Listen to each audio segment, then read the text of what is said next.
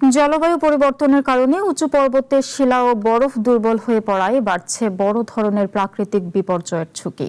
সাম্প্রতিক নেপালে ভয়াবহ দুর্যোগের পর বিশেষজ্ঞরা এমনটি বলছেন। হিমালয় অঞ্চলে জলবায়ু পরিবর্তনের দীর্ঘমেয়াদী প্রবণতা উদ্বেগজনক। নেপালে ভয়াবহ আকস্মিক পাহাড়ি ঢলে চরম বিপর্যয় নতুন করে ভাবাচ্ছে জলবায়ু পরিস্থিতি। হিমবাহ ধসে পলিমাটি ও পাথরের বিশাল অংশ হিমালয়ের একটি নদীতে আছড়ে পড়ে। এরপরে প্রলয়ঙ্কারী বন্যায় উপত্যকা ও পাহাড়ি জনপদ ভেসে যায়।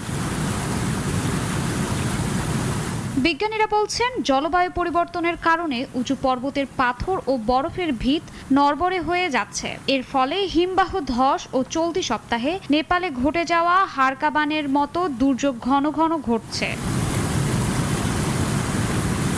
বুধবারের ওই বিপর্যয়কর বন্যার মূল কারণ জানতে এখনও বিচার বিশ্লেষণ চলছে। বিজ্ঞানীরা বলছেন, নেপালের লাংটাং লিরুং চূড়ার উত্তর ঢালে একটি বিশাল হিমশিলা ধসে পড়ে এবং সেই ধস তিব্বত অংশের লেহন্দে খোলা নদীতে আছড়ে পড়লে এই বিপর্যয় ঘটে। সীমান্ত জুড়ে অন্তত 6টি জলবিদ্যুৎ কেন্দ্র ক্ষতিগ্রস্ত হয়। সীমান্তের কাছাকাছি ভাটির 100 কিলোমিটারের বেশি এলাকার নদীর গতিপথ এর প্রভাবে প্রভাবিত হয়েছে।